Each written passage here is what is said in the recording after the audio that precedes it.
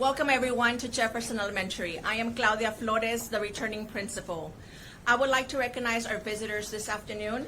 TEA Commissioner Mike Morath, Madison Yandel on behalf of Texas Governor Greg Abbott, State Board of Education members, Stacy Childs, Julie Pickern, Will Hickman, Deanne Harrington on behalf of the State Representative Mano de Ayala, Olivia Lee on behalf of Harris County Precinct 4 Commissioner Leslie Briones, Superintendent Mike Miles, HISD Board of Managers, could you please stand?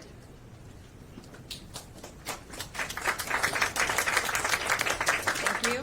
And our Central Division Chief Orlando Riddick. This year, we will continue to provide our students with high-quality instruction grounded on best practices, collaboration, and a relentless belief in the potential of all of our students. We are very proud of the accomplishments of our students and teachers. This past year, we had a tremendous growth across all areas and grade levels. With your continued support, we will continue to make this new year, 2025-2026, a memorable one. Thank you, and welcome to Jefferson Elementary.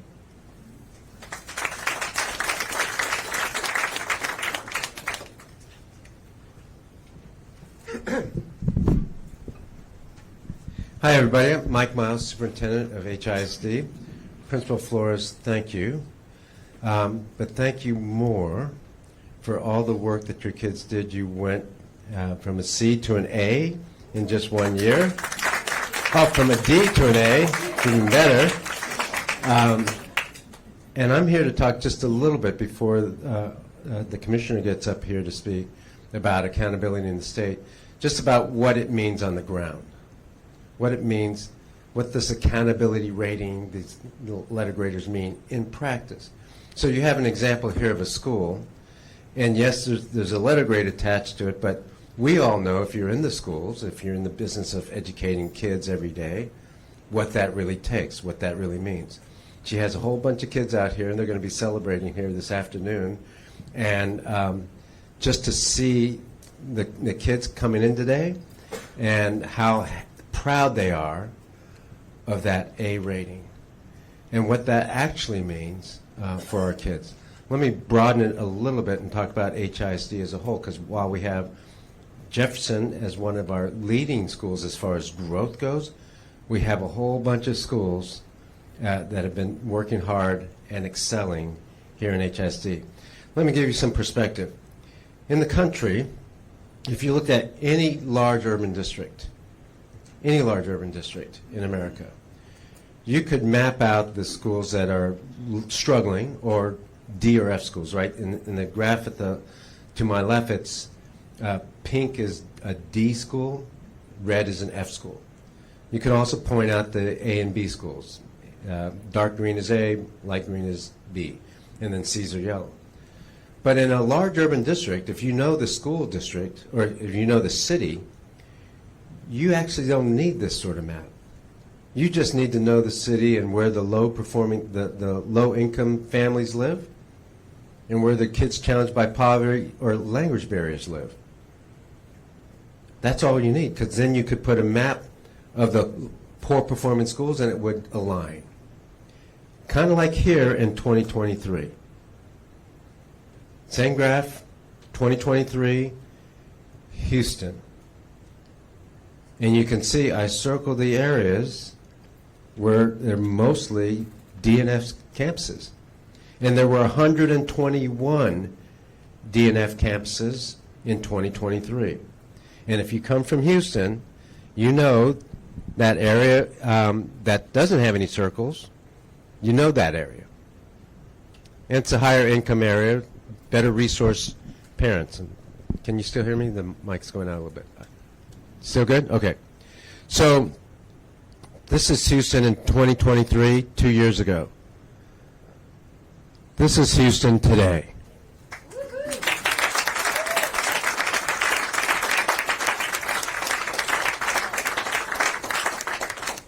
This simple graph, we were going to show you a whole bunch of other graphs, but Rick Campos said, look, it's afternoon.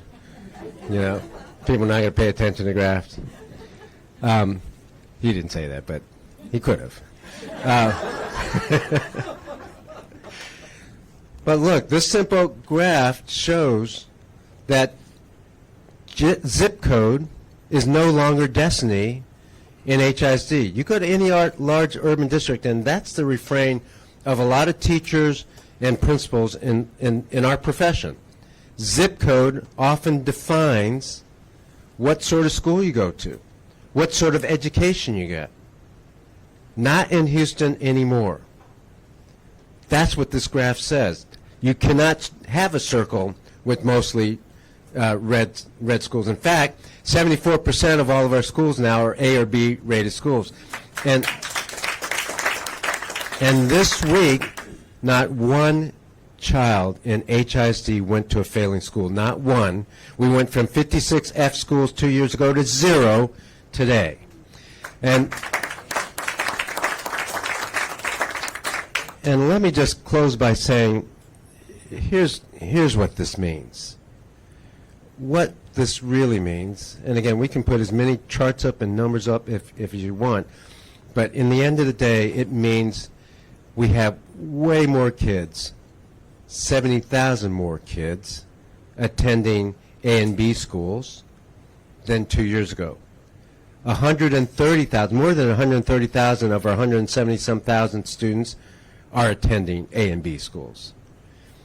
What this means is more kids are reading at grade level than ever before. They're doing math at grade level. And when you can do that, that equals opportunity. That means the rest of their academic career is going to be stronger, easier, if we continue to do our jobs, of course.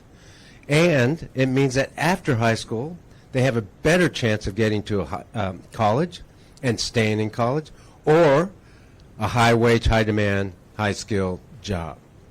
And that is the mission of public education. That is the mission of Houston, to not only close achievement gaps, but get kids ready for year 2035 workplace. So the Commissioner is going to talk about the data and the numbers and accountability system, but this is the outcome of a rigorous accountability system. Now, we have a lot. One other thing I'd say about this, and then I'll introduce the Commissioner. We still have a lot of work to do. There's no question about that. 2 years in a row of high achievement. We know it works, but we also know that it takes a whole lot, and we also know that we have kids who are still behind. We have achievement gaps that are still large, and when all means all, and we get every school to an A or B, then we may take a couple days off. And that's our next goal, by the way. Our next goal, yes, we have to get out of intervention status. That means no school with multiple years of D or F. We're going to do that, but we're setting our sights higher because we know it's true that we can.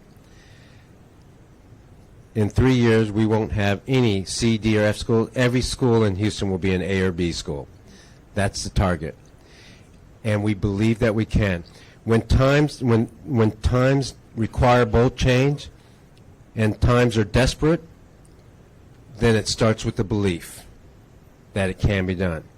This district has proven over the last 2 years that our kids can rise to the level of expectation, and same with our teachers and administrators.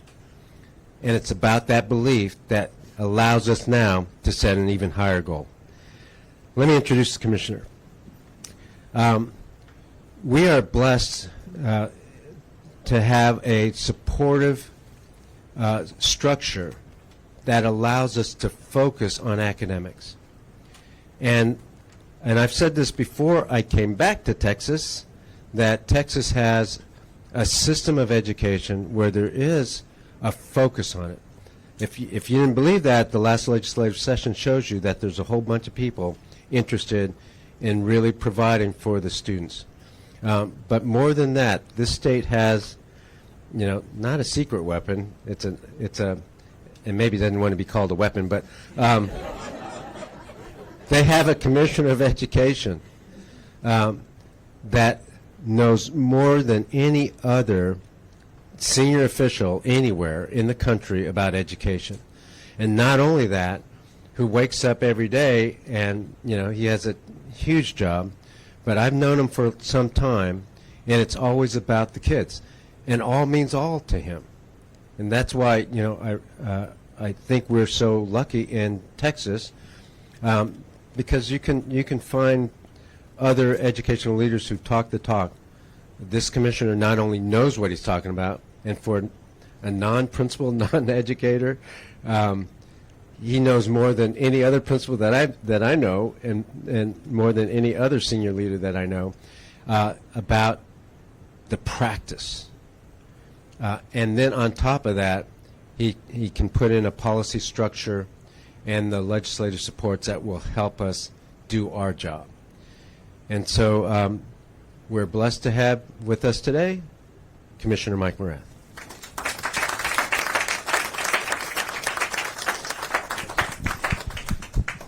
Thank you.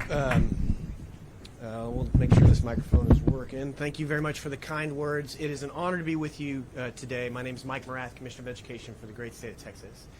And I bring greetings as well from Governor Abbott, Lieutenant Governor Patrick, Speaker Burrows, and much of the Houston legislative delegation who would be here celebrating the hard work, Principal Flores, of you and your team, and what has happened here for the kids in this school and in this district. But you may be aware of, they have some other duties going on right now, so they could not be here. We are joined by several members of the State Board of Education. I want to thank my colleagues on the State Board of Education for being here.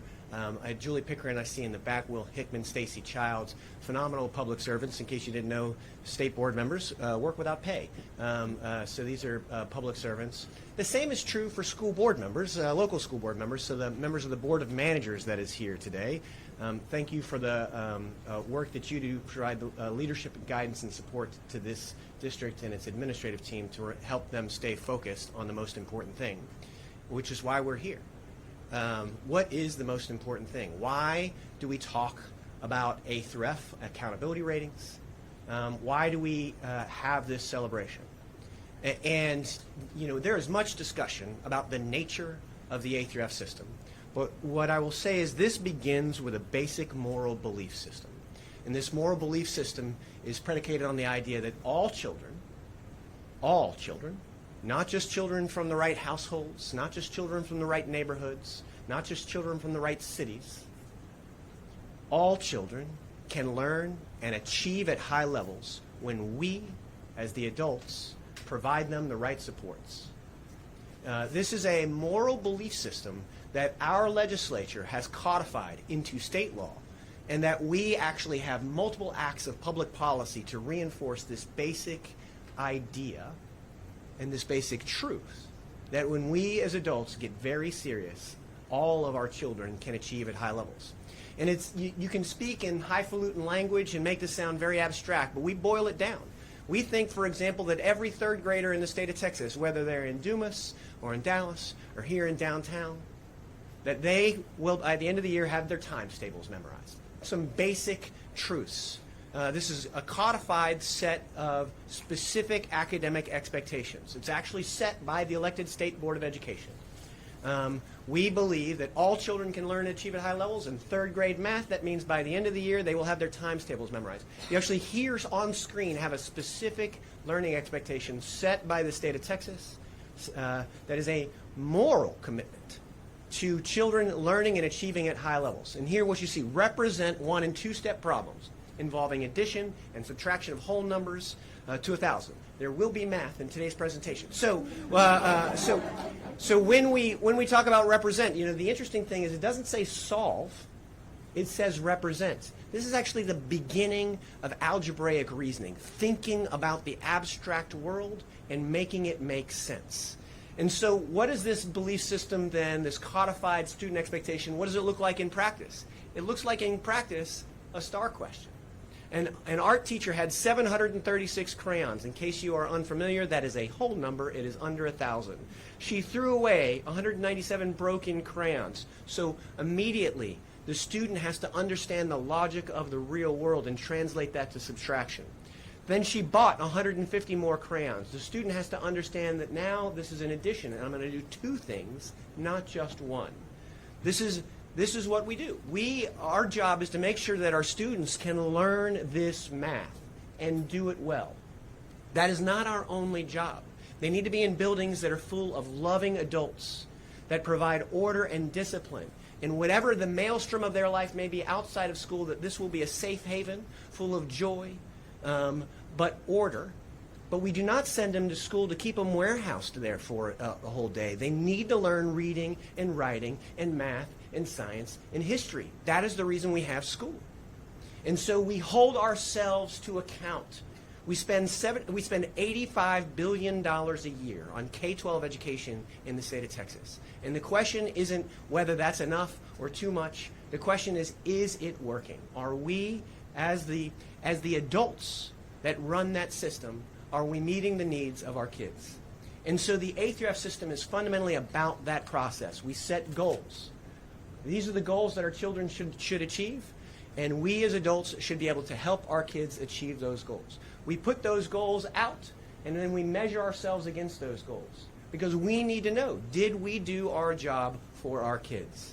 This is not about some sort of indication of them as individuals. It's an evaluation of us as the adults in their lives, that our job is to make sure that we equip them to pursue the rigors of modern America. And so this is the reason we do this. We do this because it's a good idea. Like, if you talk to anybody that has ever been responsible for anything, it is generally a good idea to know, is it working? But you can even get beyond conventional wisdom on the A through F system, because our accountability system has actually been studied in the state of Texas. Researchers did a longitudinal analysis from kids from 3rd grade all the way to the time that they turned 25. And what we find is that because we issue public performance ratings of our schools, our kids do better. They do better academically, and I don't mean they just pass the standardized test. I mean that they do better in every way academically. They show up to school at higher rates.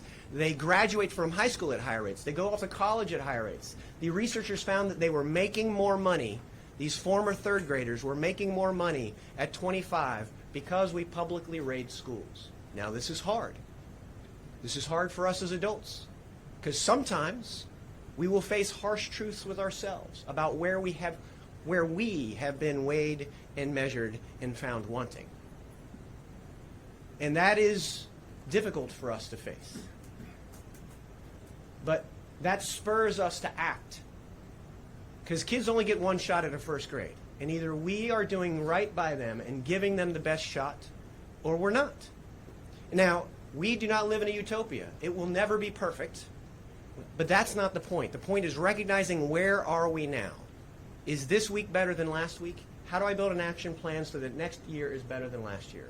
That is why we have the A through F system.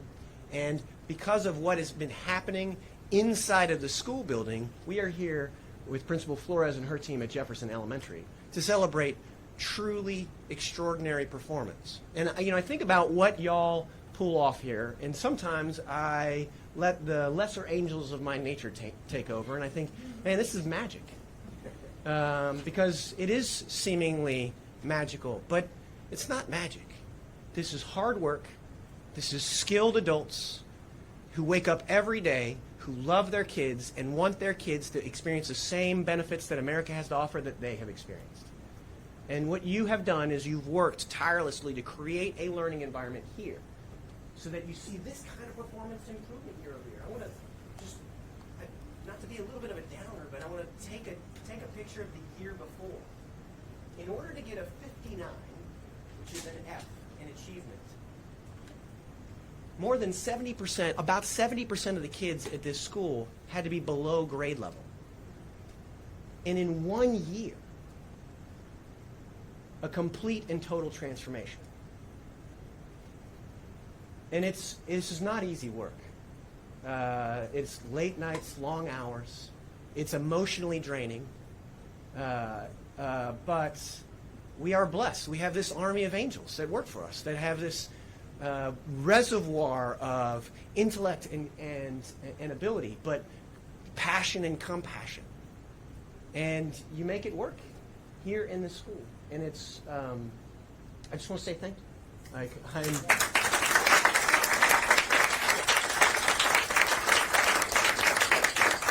This is a school that went from a D to an F. And you can think about those as numbers on a spreadsheet, but these are the lives of children that we are talking about. You can look into their eyes and you can see it.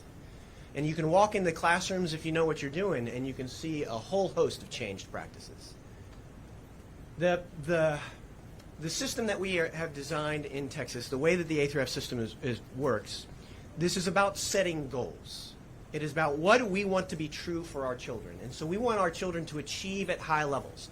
I want them to have their times tables memorized at third grade. And when they graduate from high school, I want them, if they want to go off and to college, I want them to be able to go off and be as successful as possible. They want to go to the military, I want them to be able to make it through the rigors of boot camp. If they want to start working right away, by all means do so, but I want to make sure that you have access to a profession that you can make enough money to take care of yourself and your family, and you can grow and experience all the dreams that America has to offer for those who are educated. So we recognize achievement as part of that. Are the kids on grade level? You heard the superintendent talk about far more kids on this campus are doing grade level work than they ever have been before. But again, we don't live in a utopia. Some of our kids have significant struggles outside of school.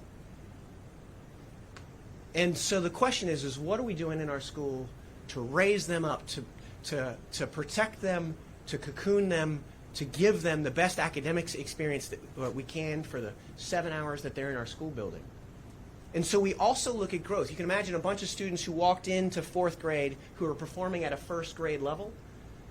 Even if you grew them 2 years over the course of the time, they still are not going to meet the 4th grade standards at the end of the year. We know that. We recognize that. And so we recognize progress or growth of students as part of our accountability system as well. And we give the school the better of the ranking of achievement or of progress. And we do this for how they are supporting the average child. But the thing about, if you really believe that all means all, that you will provide excellent education regardless of the family circumstance, regardless of background, regardless of what they look like, general education, special education, you name it. You have to keep track of all of your kids. You have to make sure that you are doing that for all of them. And so the third way that we evaluate schools is how well they are closing the gaps for groups of students who have historically been most at risk.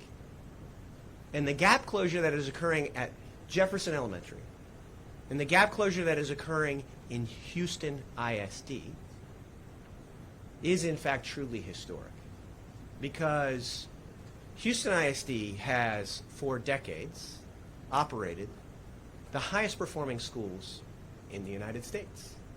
I was recently at Kinder High School for the Visual and Performing Arts, and that school is filled with students who levitate in the clouds. It's amazing. And you would be lucky as a parent to have your child attend that school, but not all kids in Houston go to that school. They don't have access to it. And the superintendent showed you a map. For people who live here, they know this. There were places in Houston where it was functionally impossible to find a school that met minimally academic standards just 2 years ago. So what we have seen statewide is school districts like Houston, although the improvements here are truly historic, but schools have improved statewide. Had we ratings in 2024, we would have seen 18% of our campuses statewide achieved an A, and we have educators all over the state working hard and smart and delivering better results for kids. So 23% of our schools statewide this year now achieve an A. This is improvement that we've seen across all 9,000 campuses in Texas public school. This is the work of a lot of educators, but also a very wise public policy environment that focuses on meeting the needs of kids, ensuring they have the resources and the educators there to help them rise to the highest level that they can. And so you can see even 31% of campuses saw their ratings increase year over year. This is why we do this. This is about improving the system for kids. We don't send the kids to the school for the system. We make the system work for the kids. And so some of the improvements have been really pretty amazing. We are here at one of 20 campuses statewide that went from a D to an F. There are only 20 of you. I'm sorry, D to an A. Thank you. Sorry. D to an A. There are only 20 of you statewide. There are 9,000 principals, just to put that in perspective.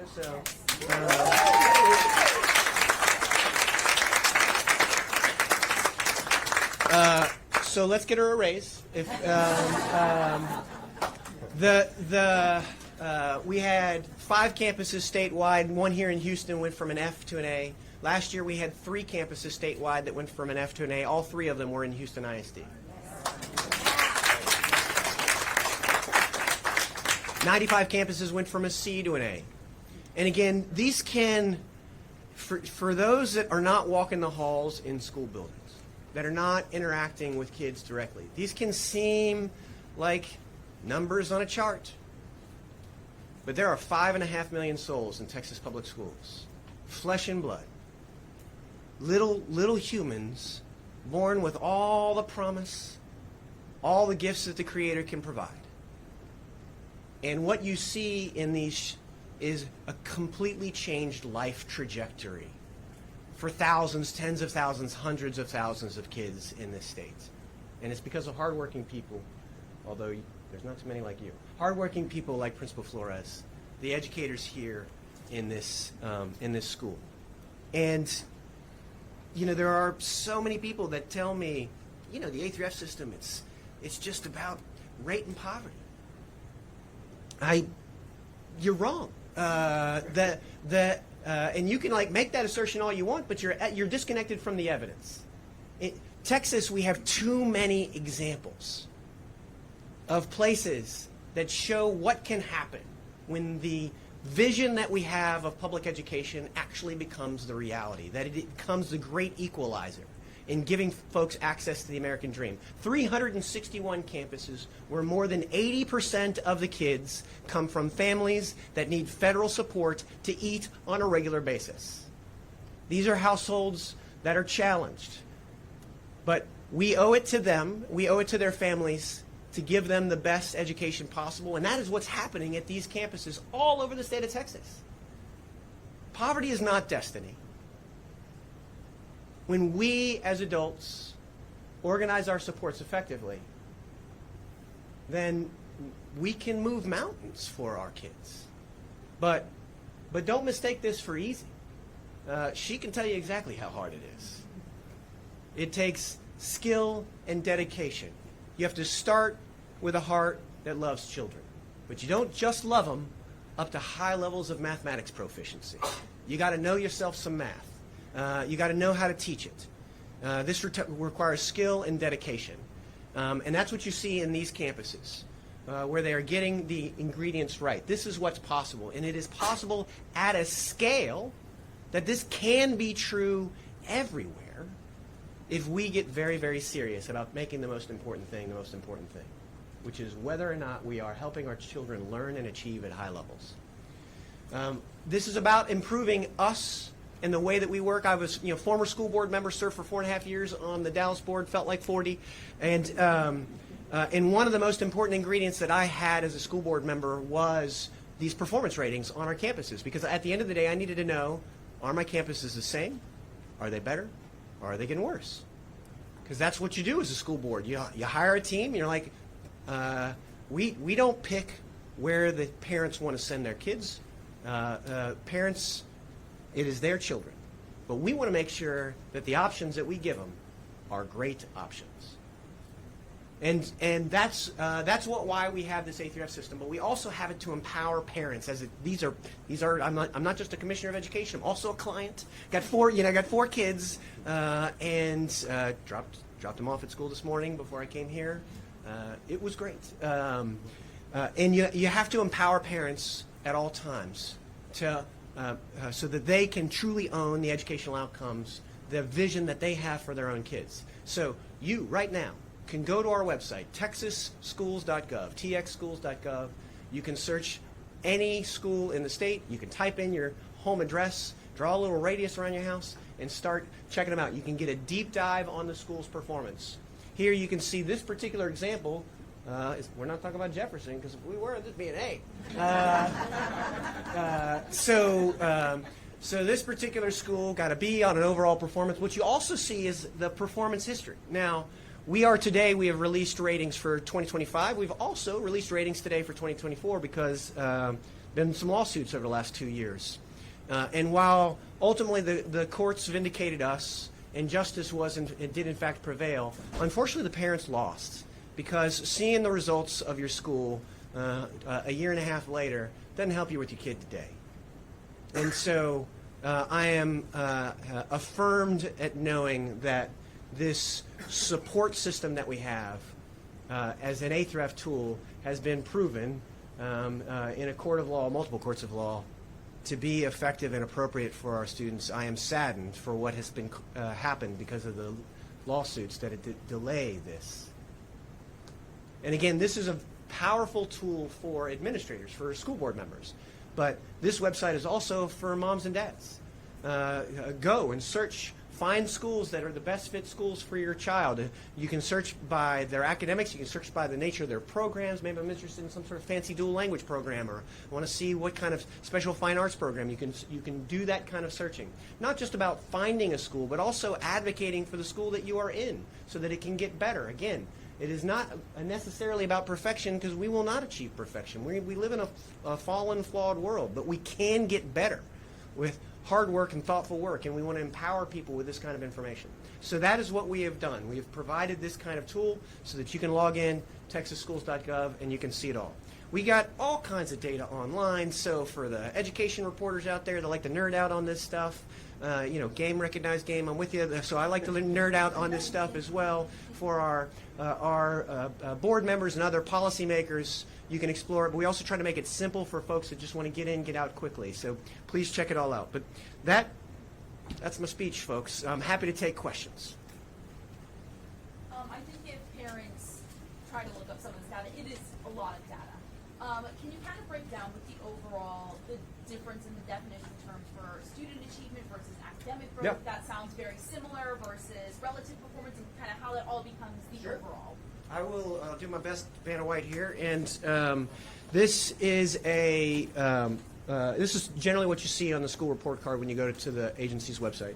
The thing to start with is the overall rating, and that is meant to be the best synthesized view of the campus's overall performance. If many of you might have high school students, you might remember your own high school experience. You got a GPA.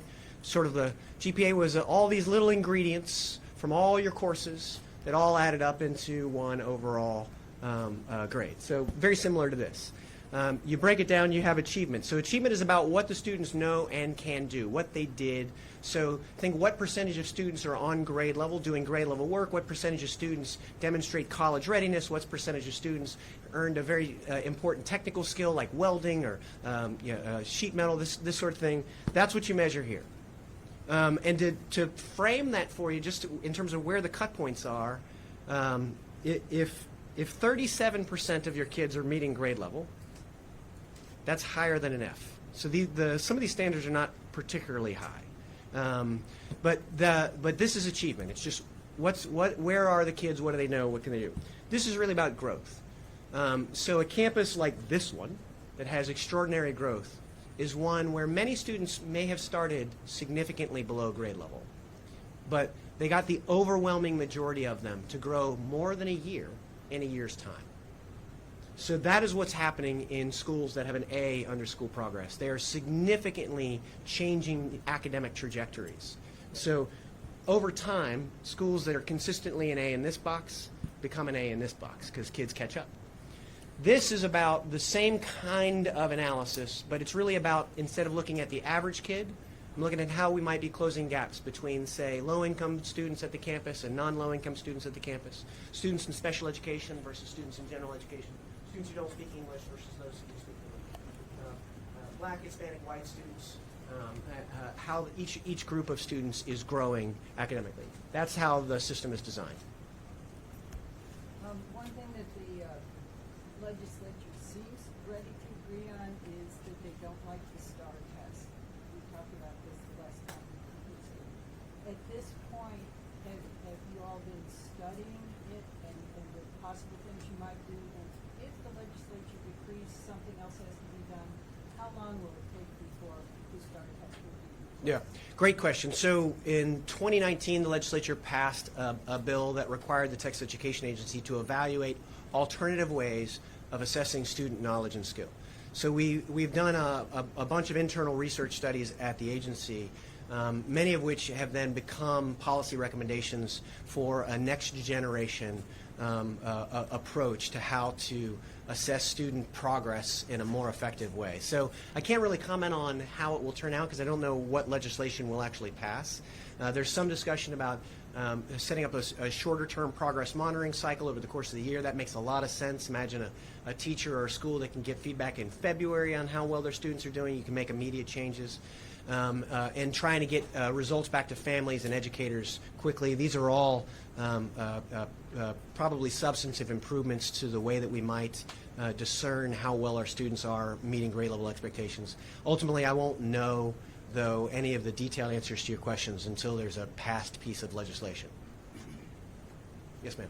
Given that the TEA's H2F system has faced public criticism and legal challenges over transparency and methodology, what message do you have for families in terms of trust that these ratings accurately reflect real-life needs? Yeah.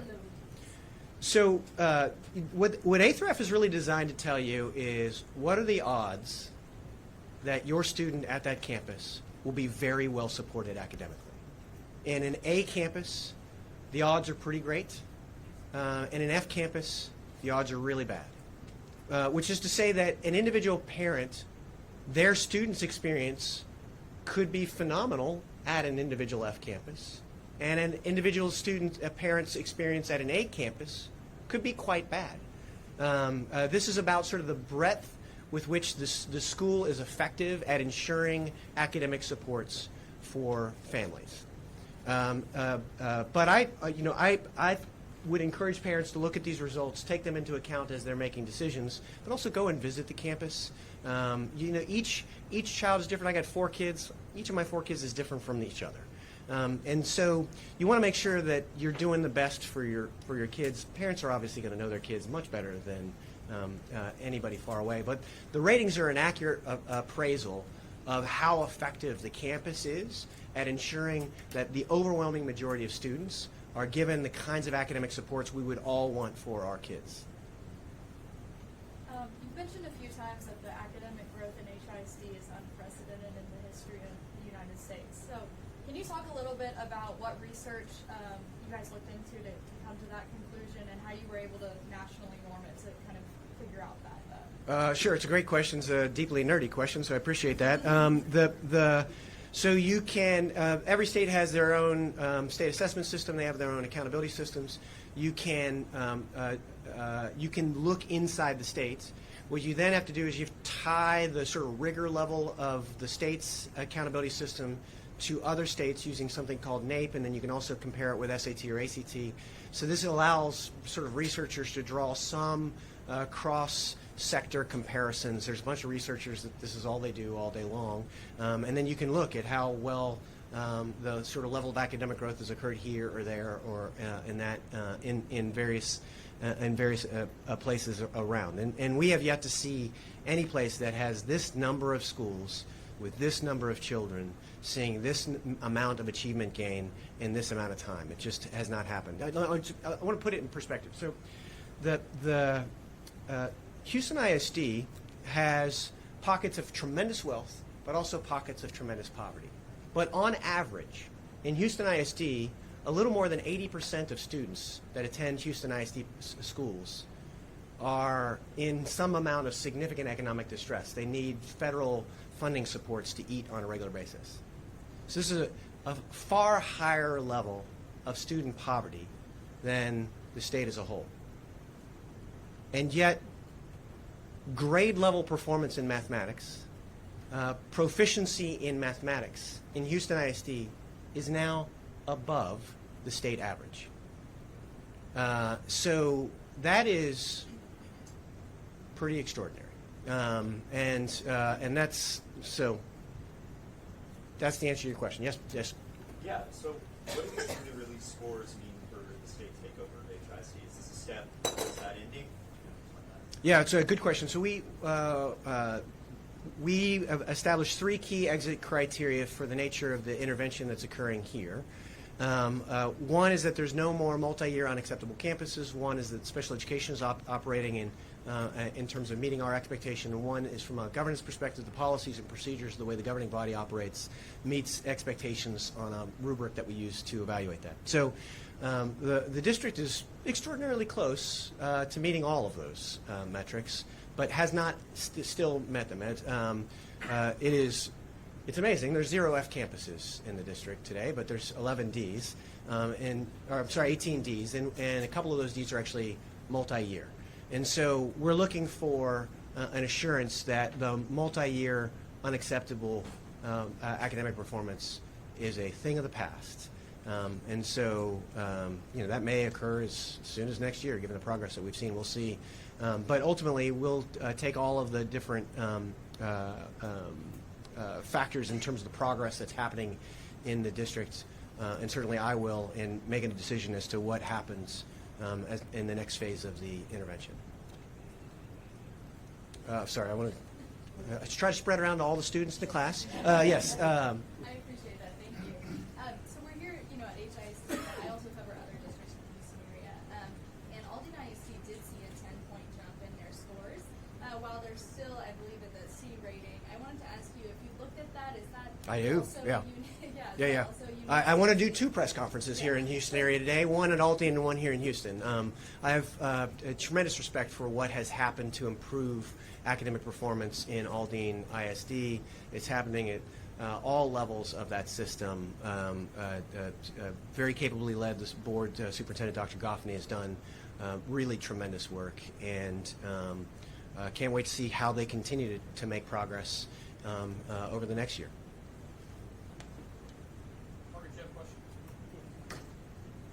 I'd like to know how you, in your strategy of making Texas schools even greater than they are, how do you see Mike Miles? Is he a fixer that you eventually will move to other places? Do you see him as a long-term kind of guy here?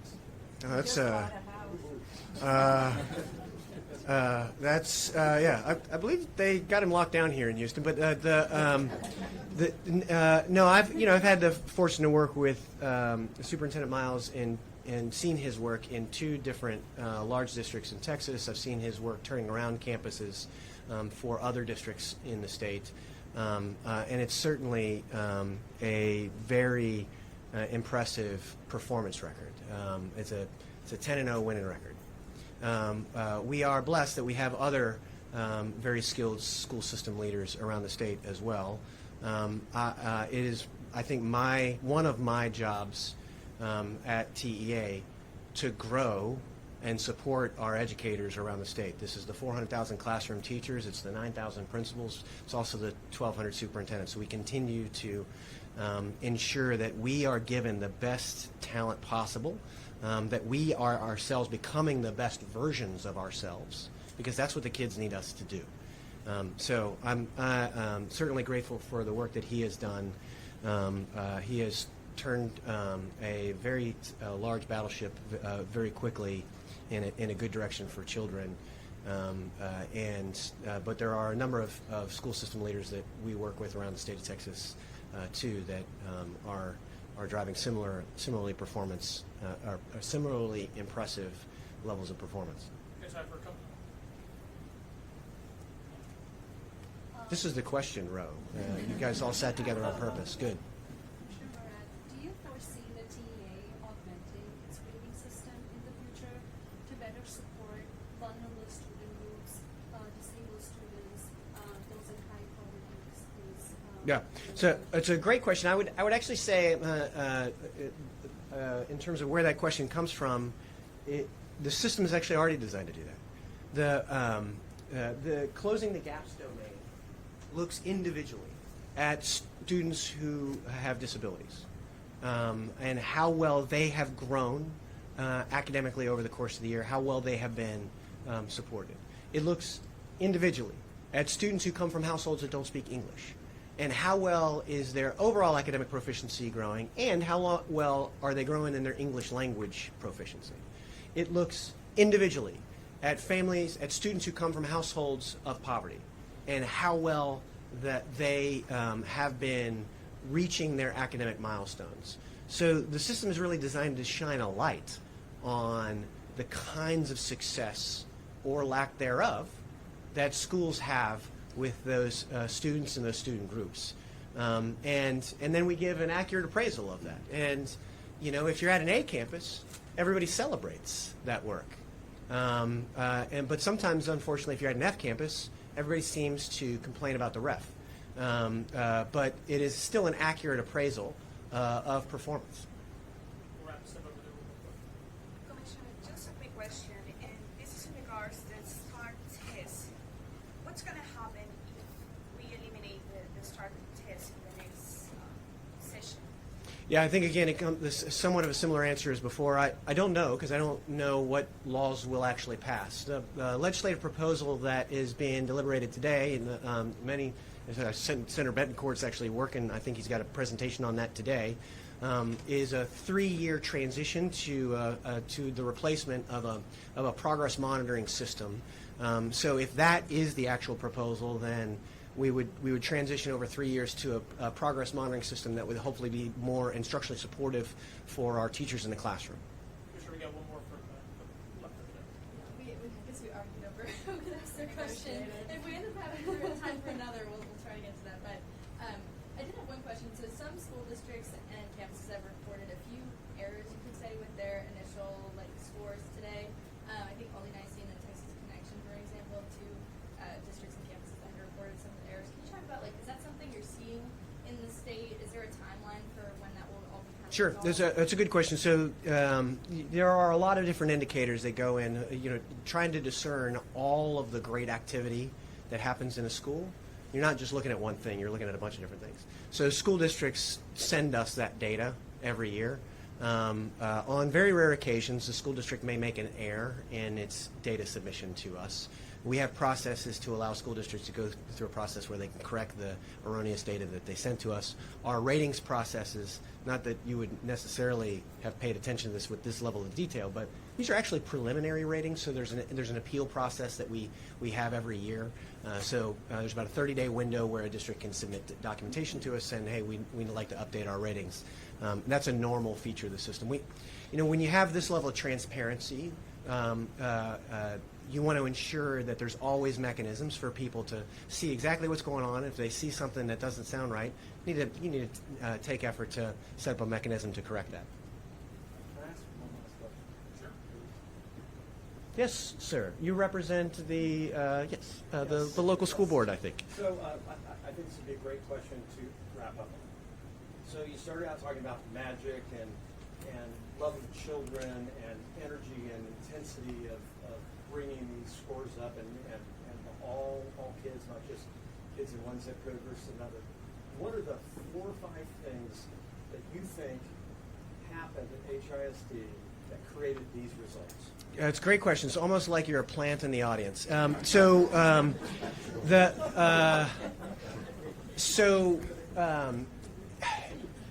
For those who have not spent their entire professional life working in classrooms, teacher, principal, administrator, this is the hardest work that we do in civilization. A neurosurgeon has the benefit of only working with one patient at a time and there's anesthesia. When our teachers walk into the operating room, there's 20 brains that are responsible for molding, and they give a lot of active feedback during the procedure. So this is incredibly difficult work. What we see, the pattern that you see in those 361 high poverty but high performing schools is they get 5 things right. Leadership, talent, culture, curriculum, and instruction. That's the thing. And we can spend an entire master's degree dissertation on those 5 things. But you've got to get those ingredients right to make the schools work for the kids. Leadership means starting with high expectations, starting with a belief system that all kids can leave, but also evaluating your own performance. Ensuring that you are in fact getting results, ensuring that there's systems of internal accountability related to performance. Talent. Are you relentless in how you recruit and how you grow and how you retain? Which doesn't mean just retain everyone. It means being relentless in how you recruit, how you grow, how you retain.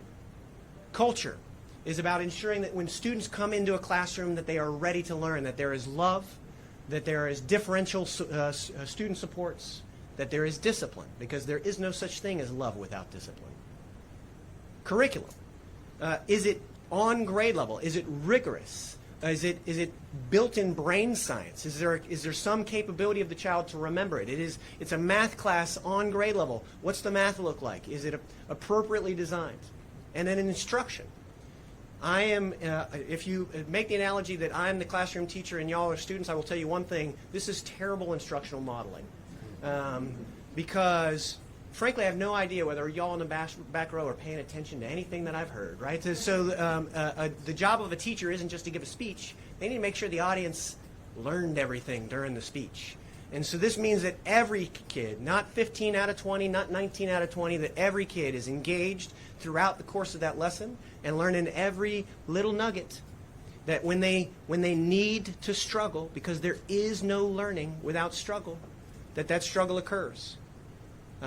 That's getting instruction right. So you got to get those 5 ingredients right. And what I've seen in this system is the entire orientation of the system has tried to filter out everything else and ensure that the most important thing is the most important thing. And that's how we deliver victory for kids.